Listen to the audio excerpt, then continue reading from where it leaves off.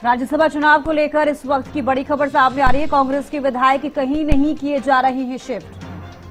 कांग्रेस प्रदेश अध्यक्ष ने एक्सक्लूसिव ये जानकारी दी है। इस वक्त की बड़ी खबर हरियाणा न्यूज पर बोले कांग्रेस प्रदेश अध्यक्ष राव नरेंद्र।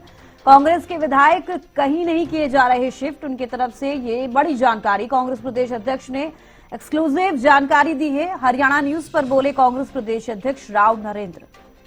हम किसी भी विधायक को कहीं पर नहीं लेकर जा रहे। राव नरेंद्र ने साफ कहा, हमें अपने सभी विधायकों पर पूर्ण विश्वास है। हम अपनी जीत को लेकर पूरी तरह से आश्वस्त है, राव नरेंद्र ने कहा। बीजेपी की इस वक्त खास बातचीत करने के लिए हमारे साथ कांग्रेस से प्रदेश अध्यक्ष राव नरेंद्र मौजूद हैं। सर, राज्यसभा चुनाव होने वाला है, नामांकन दाखिल कर दिए गए हैं। आज हालांकि आखिरी तारीख थी नामांकन वापस लेने की। कांग्रेस की तरफ से भी कैंडिडेट है, बीजेपी की तरफ से भी कैंडिडेट है, एक निर्दलीय कैंडिडेट सतीश नांदल, उनकी भी एंट्री जो है हो चुकी है। तो अब समीकरण कह सकते हैं कि बदलते हुए कुछ नजर आ रहे हैं। किस प्रकार से राज्यसभा चुनाव को देखते हैं? देखिए, कांग्रेस पार्टी ने श्री करमबीर सिंह बोध को राज्यसभा का उम्मीदवार घोषित किया है, बनाया है, हमने फार्म भरवाया है। ये बोध जी एक साधारण परिवार से, एससी समाज से संबंध रखने वाले हैं। एक साधारण व्यक्ति के रूप में अपना जीवन जिया है और कांग्रेस पार्टी ने, हमारी हाईकमान ने, हमारे नेता आदरणीय राहुल गांधी जी जो अक्सर कहते हैं, उनकी सोच है कि गरीब आदमी को हम ऊपर लेकर के जाना है। हमारे अध्यक्ष आदरणीय खड़गे जी हमेशा इस बात को कहते हैं। तो इस फैसले से साबित हुआ है कि उनका ये फैसला जो आम जनता को, कार्यकर्ता को देश की सबसे बड़ी पंचायत में पहुंचाने का जो काम किया है, इसके लिए प्रदेश की जनता, प्रदेश के कांग्रेस कार्यकर्ता, नेता, विधायक, सभी लोगों ने पार्टी हाईकमान का धन्यवाद किया है, इस फैसले का स्वागत किया है। और मैं एक समझता हूं कि 37 विधायकों के साथ में कांग्रेस पार्टी एक मजबूत स्थिति के अंदर है।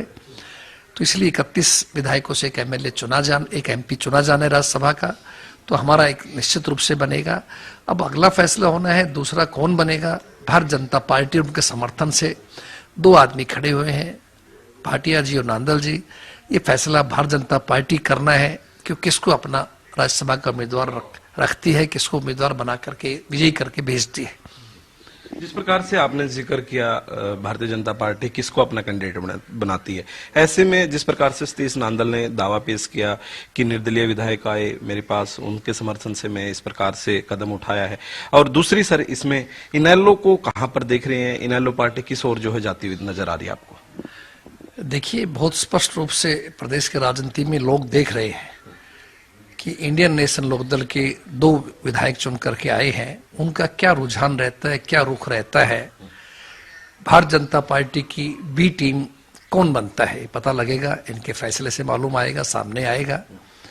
और अभी तक तो उन्होंने स्पष्ट कुछ किया नहीं है, क्योंकि 3 इंडिपेंडेंट्स और 7 बीजेपी के विधायकों ने प्रस्तावक बन करके श्री नांदल जी के पक्ष में फार्म भरे हैं।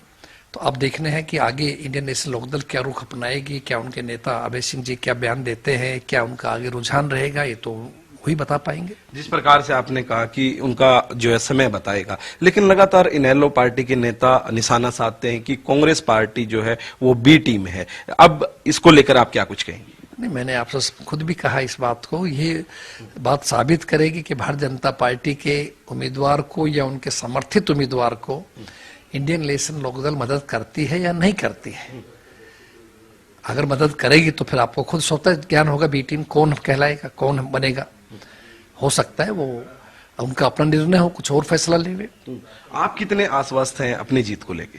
मैं पूरी तरह आश्वस्त हूँ। बल्कि मैं तो ये भी कहता हूँ कि भारतीय जनता पार्टी ने, हमने जो एक एससी समाज से, दलित समाज से एक साधारण और गरीब व्यक्ति को उम्मीदवार बनाया है, और भारतीय जनता पार्टी ने उनके विरुद्ध एक इंडिपेंडेंट उम्मीदवार अपने समर्थन से खड़ा हुआ है, तो ये बात साबित होती है कि भारतीय जनता पार्टी की सोच हमेशा गरीब विरोधी, दलित विरोधी रही है। और ये बात इन्होंने साबित कर दी है। वरना जरूरत नहीं थी 2 आदमी आराम से एक फार्म उनका भरता, एक हमारा भरता। क्योंकि वो नहीं चाहते, भारतीय जनता पार्टी नहीं चाहती कि देश का दलित, देश का गरीब, देश का पिछड़ा और नीचे जमीन का आदमी उठ करके देश की सबसे बड़ी पंचायत में जाए, इसीलिए उसको अड़ंगा डालने के लिए, रोड़ा अटकाने के लिए उन्होंने ऐसा काम किया है। निर्दलीय आदमी का फार्म भरवाए गए। सर, एक और चर्चाएं चल रही हैं कि कांग्रेस द्वारा जो तमाम विधायकों को दूसरे राज्य में शिफ्ट करने की बात हो रही है, वो कहां तक सत्य है और क्या सभी विधायकों को शिफ्ट किया जाएगा? नहीं, आप सभी विधानसभा जाके देखिए, हमारे कांग्रेस विधायक हाउस के अंदर सत्र अटेंड कर रहे हैं और बाहर ले जाने की जरूरत नहीं है। सभी शाम को बताया जा रहा सब लेके जाएगा? नहीं, आज शाम नहीं ले जा रहे हैं। आज शाम तो सीएलपी की विधायक दल की मीटिंग है, जो पहले भी 2 हो चुकी सत्र के दौरान में अक्सर होती रहती है। तो इसलिए ये तो एक रूटीन मीटिंग है कि भाई सत्र में हमने क्या क्या चीजों को उठाया है, क्या क्या चीजें और रह गई आने वाले समय में हम लोग उठाएंगे। ये मीटिंग उसके लिए है, कोई राज्यसभा के एमपीज के लिए नहीं है। और रही बात है कि मैं ये मानता हूं कि हमारे कांग्रेस के जो 37 विधायक हैं, सभी बड़े अच्छे परिवारों से, बड़े चुने हुए एक सम्मानित व्यक्ति है, सम्मानित राजनेता है, इसलिए उठाने वाली तो कोई बात ही नहीं है। कोई ऐसा कोई नहीं, अभी तक कोई ना प्रपोजल है ना सोचा है, कोई ऐसी बात नहीं है। चर्चाएं वैसे चल रही हैं? हाँ, मैं समझता हूँ कोई आप लोगों के मीडिया के दिमाग की उपज हो सकती है, लेकिन हमारा तो ऐसा कोई परविचार नहीं है। जी जी। ये थे हमारे साथ कांग्रेस प्रदेशाध्यक्ष राव नरेंद्र, जिन्होंने तमाम जानकारी दी और वो अपनी राज्यसभा सीट को लेकर आश्वस्त जो है साफ तौर पर नजर आए हैं। उन्होंने कहा है कि देखा जाए तो लिहाज से एक भाजपा के खाते में सीट जाएगी और एक जो है कांग्रेस के खाते में सीट जाएगी और पूर्ण रूप से जो कांग्रेस के कह सकते हैं कि नेता इस बात को लेके स्पष्ट हैं कि उनका उम्मीदवार जो है जीत हासिल करेगा। वीडियो जर्नलिस्ट जसवीर के साथ प्रदीप शोकंद, हरियाणा न्यूज,